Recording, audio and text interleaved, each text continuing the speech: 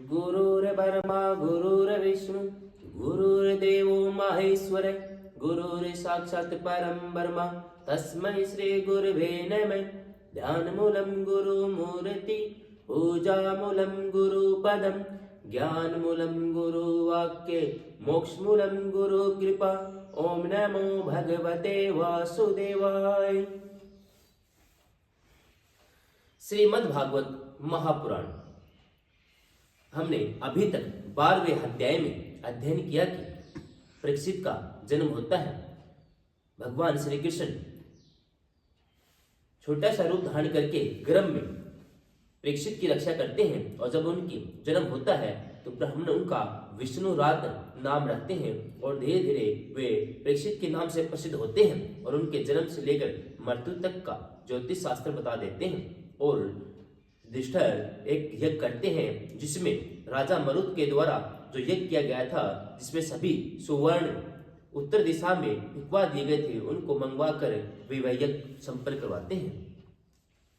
आज हम जानेंगे 13वां अध्याय विदुर जी के उपदेश से धृतराष्ट्र और गांधारी का वन में जाना। श्री सूत जी कहते हैं, विदुर जी तीर्थ यात्रा में महर्षि मैत्रेय से आत्मा का ज्ञान प्राप्त करके हस्तिनापुर लौट आए। उन्हें जो कुछ जानने की इच्छा थी वह पूर्ण हो गई थी। विदुर जी ने मैत्रेय ऋषि से जितने प्रश्न किए थे उनका उत्तर सुनने के पहले ही श्री कृष्ण में अनन्य भक्ति हो जाने के कारण वे उत्तर सुनने से उपराम हो गए। सोनक जी अपने चाचा विदुर को आया देख धर्मराज युधिष्ठिर और उनके चारों भाई धृतराष्ट्र, युयुत्सु, संजय, कृपाचार्य, कुंती, गांधारी, द्रौपदी, सुभद्रा, उत्तरा, कृपि, पांडव परिवार के अन्य सभी नर नारी अपने पुत्रों सहित दूसरी स्त्रियां सबके सब बड़ी प्रसन्नता से मानो मृत शरीर में प्राण आ गया हो ऐसा अनुभव करते हुए उनकी अगवानी के लिए सामने गए। यथा योग्य आलिंगन और प्रणाम आदि के द्वारा सब उनसे मिले और विरह जनित उत्कंठा से कातर होकर सबने प्रेम के आंसू बहाए। युधिष्ठिर ने आसन पर बैठाकर उनका यथोचित सत्कार किया। जब वे भोजन एवं विश्राम करके सुख पूर्वक आसन पर बैठे थे तब युधिष्ठिर ने विनय से झुककर सबके सामने ही उनसे कहा। युधिष्ठिर ने कहा, चाचा जी, जैसे पक्षी अपने अंडों को पंखों की छाया के नीचे रखकर उन्हें सेते हैं, बढ़ाते हैं, वैसे ही अपने अत्यंत वात्सल्य से अपने कर कमलों की छत्र छाया में हम लोगों को पाला पोसा है। बार बार आपने हमें और हमारी माता को विस्तार, लाक्षागृह की दाह आदि विपत्ति से बचाया है। क्या आप कभी हम लोगों को भी याद करते रहे हैं? आपने पृथ्वी पर विचरण करते हुए किस वृत्ति से जीवन निर्वाह किया? आपने पृथ्वी तल पर किन किन तीर्थों और मुख्य क्षेत्रों का सेवन किया? प्रभु, आप जैसे भगवान के प्यारे भक्त स्वयं तीर्थ स्वरूप होते हैं। आप लोग अपने हृदय में भगवान के तीर्थों को भी महातीर्थ बनाते हैं, विचरण करते हैं। चाचा जी, आप तीर्थ यात्रा करते हुए द्वारका भी अवश्य गए होंगे। वह हमारे सुहृद और भाई बंधु यादव लोग जिनके एकमात्र आराध्य देव श्री कृष्ण हैं, अपनी नगरी में सुख से तो है न? आपने यदि जाकर देखा नहीं होगा तो सुना तो अवश्य ही होगा। युधिष्ठिर के इस प्रकार पूछने पर विदुर जी ने तीर्थों और यदुवंशियों के संबंध में जो कुछ देखा, सुना, अनुभव किया था सब क्रम से बतला दिया। केवल यदुवंश के विनाश की बात नहीं कही। करुण हृदय विदुर जी पांडवों को दुखी नहीं देख सकते थे, इसलिए उन्होंने यह अप्रिय और असहाय घटना पांडवों को नहीं सुनाई, क्योंकि वह तो स्वयं ही प्रकट होने वाली थी। पांडव विदुर जी का देवता के समान सेवा सत्कार करते थे। वे कुछ दिनों तक अपने बड़े भाई धृतराष्ट्र की कल्याण कामना से सब लोगों को प्रसन्न करते हुए सुखपूर्वक हस्तिनापुर में ही रहे। विदुर जी तो साक्षात धर्मराज थे। मांडवे ऋषि के श्राप से ये 100 वर्ष के लिए शूद्र बन गए थे। एक समय की बात है, किसी राजा के अनुचरों ने कुछ चोरों को मांडवे ऋषि के आसन पर पकड़ा। उन्होंने समझा कि ऋषि भी चोरी में शामिल है, अतः वे भी पकड़ लिए गए और राज आज्ञा से सबके साथ उनको भी सूली पर चढ़ा दिया गया। राजा को जब यह पता लगा कि ये महात्मा है, ऋषि को सूली से उतरवा दिया और हाथ जोड़कर उन्होंने उनसे अपना अपराध क्षमा मांगा। मांडवे ऋषि ने यमराज के पास जाकर पूछा, मुझे किस पाप के फल स्वरूप यह दंड मिला? यमराज ने बताया कि आपने लड़कपन में एक टिड्डी को कुश की नोक से छेद दिया था, इसलिए ऐसा हुआ। अरे इसलिए मुनि ने कहा, मैंने अज्ञानवश ऐसा किया होगा। उस छोटे से अपराध के लिए तुमने मुझे बड़ा कठोर दंड दिया, इसलिए तुम 100 वर्ष तक शूद्र योनि में रहोगे। अरे मांडवे ऋषि के इस श्राप से ही यमराज ने विदुर के रूप में अवतार लिया था। अरे इतने दिनों तक यमराज के पद पर अयरमा और वही पापियों को उचित दंड देते थे। अरे राज्य प्राप्त हो जाने पर अपने लोकपालों सरीखे भाइयों के साथ राजा युधिष्ठिर वंशधर परीक्षित को देखकर अपनी अतुल संपत्ति से आनंदित रहने लगे। अरे इस प्रकार पांडव गृहस्थ के काम धंधों से रम गए। उन्हीं के पीछे एक प्रकार से यह बात भूल गए कि अनजाने में ही हमारा जीवन मृत्यु की ओर जा रहा है। अरे अब देखते देखते उनके सामने वह समय आ पहुंचा जिसे कोई टाल नहीं सकता। अरे परंतु विदुर जी ने काल की गति जानकर अपने बड़े भाई धृतराष्ट्र से कहा, महाराज देखिए, अब बड़ा भयंकर समय आ गया है, झटपट यहाँ से निकल चलिए।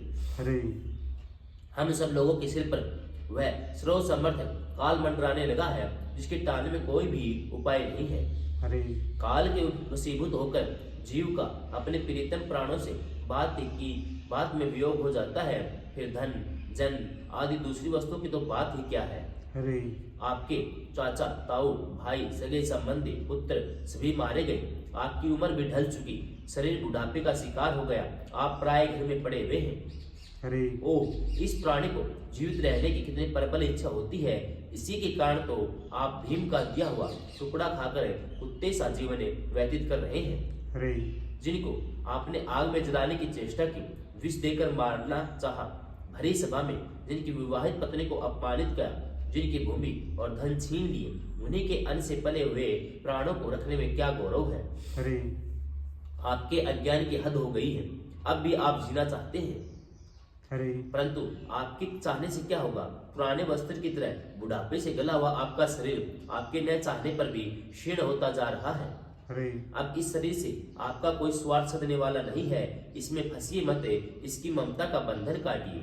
अरे जो संसार के संबंधियों से अलग रहकर उनके अनजाने में अपने शरीर का त्याग करता है, वही धीर कहा गया है। अरे चाहे वह अपनी समझ से हो, दूसरे के समझाने से। जो इस संसार को दुख रूप समझकर इससे विरक्त हो जाता है, अपने अंतःकरण को वश में करके हृदय में भगवान को धारण करके संन्यास के लिए घर से निकल पड़ता है, वही उत्तम मनुष्य होता है। अरे इसके आगे जो समय आने वाला है, वह प्राय मनुष्य के गुणों को हटाने वाला होगा। अरे इसलिए आप अपने कुटुंबियों से छिपकर उत्तराखंड में चले जाइए। अरे जब छोटे भाई विदुर ने अंधे राजा धृतराष्ट्र को इस प्रकार समझाया, तब उनकी प्रज्ञा के नेत्र खुल गए और भाई बंधुओं के साथ सुदृढ़ स्नेह पासों को काट कर अपने छोटे भाई विदुर के दिखलाए हुए मार्ग से निकल पड़े।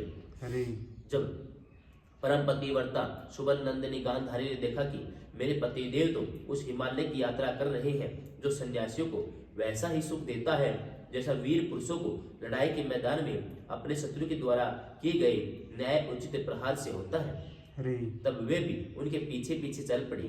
अरे अजात शत्रु युधिष्ठिर ने प्रातः काल संध्या वंदन अग्निहोत्र करके ब्राह्मणों को नमस्कार किया, उन्हें तिल गो भूमि सुवर्ण का दान किया। इसके बाद जब वे गुरुजनों की चरण वंदना के लिए राजमहल में गए, तब उन्हें धृतराष्ट्र विदुर और गांधारी के दर्शन नहीं हुए। अरे युधिष्ठिर ने उद्विग्नचित होकर वहीं बैठे हुए संजय से पूछा, संजय, मेरे वे वृद्ध और नेत्रहीन पिता धृतराष्ट्र कहाँ हैं? अरे पुत्र शोक से पीड़ित दुखिया माता गांधारी, मेरे परम हितैषी चाचा विदुर जी कहाँ चले गए? अरे ताऊ जी अपने पुत्रों और बंधु बांधवों के मारे जाने से दुखी थे। मैं बड़ा मंदबुद्धि हूँ, कहीं मुझसे किसी अपराध की आशंका करके वे माता गांधारी सहित गंगा जी में तो नहीं कूद पड़े।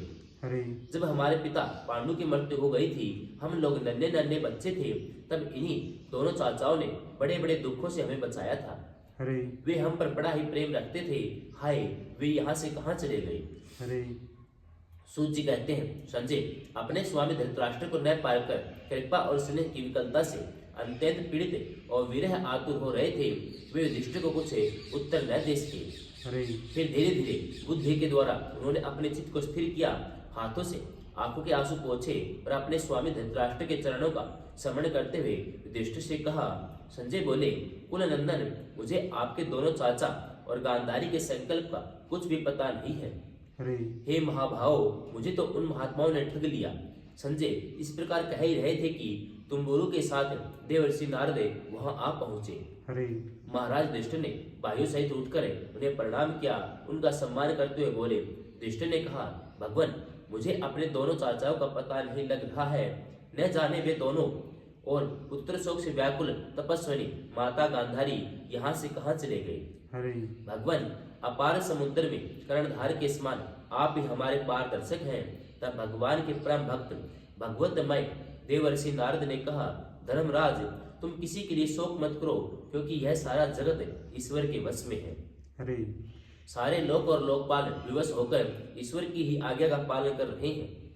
वही एक प्राणी को दूसरे से मिलाता है, वही उन्हें अलग करता है। जैसे बैल बड़ी रस्सी में बंधे और छोटी रस्सी से नथे रहकर अपने स्वामी का भार ढोते हैं, उसी प्रकार मनुष्य भी वर्ण, आश्रम आदि अनेक प्रकार के नामों से वेद रूप रस्सी में बंधकर ईश्वर की ही आज्ञा का अनुसरण करते हैं। जैसे संसार में खिलाड़ी की इच्छा से ही खिलौनों का संयोग और वियोग होता है, वैसे ही भगवान की इच्छा से ही मनुष्यों का मिलना बिछुड़ना होता है। तुम लोगों को जीव रूप से नित्य मानो या देह रूप से अनित्य अथवा जड़ रूप से अनित्य, चेतन रूप से नित्य, शुद्ध ब्रह्म रूप से नित्य अनित्य कुछ भी न मानो। किसी भी अवस्था में मोहजन्य आसक्ति के अतिरिक्त वे शोक करने योग्य नहीं है। इसलिए धर्मराज, वे दीन दुखी चाचा चाची असहाय अवस्था में मेरे बिना कैसे रहेंगे। इस अज्ञान जन्य मन की विगतता को छोड़ दो। यह पंच भौतिक शरीर काल, कर्म और गुणों के वश में है। अजगर के मुंह में पड़े हुए पुरुष के समान यह पराधीन शरीर दूसरों की रक्षा ही क्या कर सकता है। हाथ वालों के बिना हाथ वाले, चार पैर वाले पशुओं के बिना पैर वाले, तृण आदि उनमें जो भी बड़े जीवों के छोटे जीव आहार है, इस प्रकार एक जीव दूसरे जीव के जीवन का कारण हो रहा है। इन समस्त रूपों में जीवों के बाहर और भीतर वही एक स्वयं प्रकाश भगवान, जो संपूर्ण आत्माओं की आत्मा है, माया के द्वारा अनेकों प्रकार से प्रकट हो रहे हैं। तुम केवल उन्हीं को देखो महाराज। समस्त प्राणियों को जीवन दान देने वाले वे ही भगवान इस पृथ्वी तल पर देवद्रोहियों का नाश करने के लिए काल रूप से अवतीर्ण हुए हैं। अब वे देवताओं का कार्य पूरा कर चुके हैं। थोड़ा सा काम और शेष है, उसी के लिए वे रुके हुए हैं। जब तक वे प्रभु यहाँ हैं, तब तक तुम लोग भी उनकी प्रतीक्षा करते रहो। धर्मराज, हिमालय के दक्षिण भाग में जहाँ सप्त ऋषियों की प्रसन्नता के लिए गंगा जी ने अलग अलग 7 धाराओं के रूप में अपने को 7 भागों में विभक्त कर दिया, जिन्हें सप्त स्रोत भी कहते हैं, वही ऋषियों के आश्रम पर धृतराष्ट्र अपनी पत्नी गांधारी और विदुर के साथ गए हैं। वहां से वे त्रिकाल स्नान और विधि पूर्वक अग्निहोत्र करते हैं। अब उनके चित्त में किसी प्रकार की कामना नहीं है। वे केवल जल पीकर शांति चित्त से निवास करते हैं। आसन जीतकर प्राणों को वश में करके उन्होंने अपने 6 इंद्रियों को विषयों में लौटा लिया है। भगवान की धारणा से उनके तमोगुण, रजोगुण, सतोगुण के मल नष्ट हो चुके हैं। उन्होंने अहंकार को बुद्धि के साथ जोड़कर उसे क्षेत्र आत्मा में लीन करके उसे भी महाकाश में घटाकाश के समान सर्व अधिष्ठान ब्रह्म में एक कर दिया है। उन्होंने अपनी समस्त इंद्रियों को, मन को रोककर समस्त विषयों को बाहर से ही लौटा दिया है। माया के गुणों से होने वाले परिणामों को सर्वथा लौटा दिया है। समस्त कर्मों का संन्यास करके वे इस समय ऊंट की तरह स्थिर होकर बैठे हुए हैं। अतः तुम उनके मार्ग में विघ्न रूप मत बनना। देवर्षि नारद जी त्रिकालदर्शी हैं। वे धृतराष्ट्र के भविष्य जीवन को वर्तमान की भांति प्रत्यक्ष देखते हुए उसी रूप में वर्णन कर रहे हैं। धृतराष्ट्र पिछली रात को ही हस्तिनापुर से गए थे, अतः यह वर्णन भविष्य का ही समझना चाहिए। धर्मराज, आज से 5वें दिन वे अपने शरीर का परित्याग कर देंगे, वह जलकर भस्म हो जाएगा। ग्रह आपात्यादि अग्नियों के द्वारा पर्णकुटी के साथ अपने पति के मृतदेह को जलते देखकर बाहर खड़ी हुई साध्वी गांधारी भी पति का अनुगमन करती हुई उस आग में प्रवेश कर जाएगी। धर्मराज, विदुर जी अपने भाई का आश्रय में मोक्ष देखकर हर्षित और वियोग देखकर दुखित होते हुए वहां से तीर्थ सेवन के लिए चले जाएंगे। हरे देवर्षि नारद यो कहकर तुम्बुरु के साथ सौरव चले गए। धर्मराज युधिष्ठिर ने उनके उपदेश को हृदय में धारण करके शोक को त्याग दिया। हरे 13वां अध्याय संपूर्ण। हरे।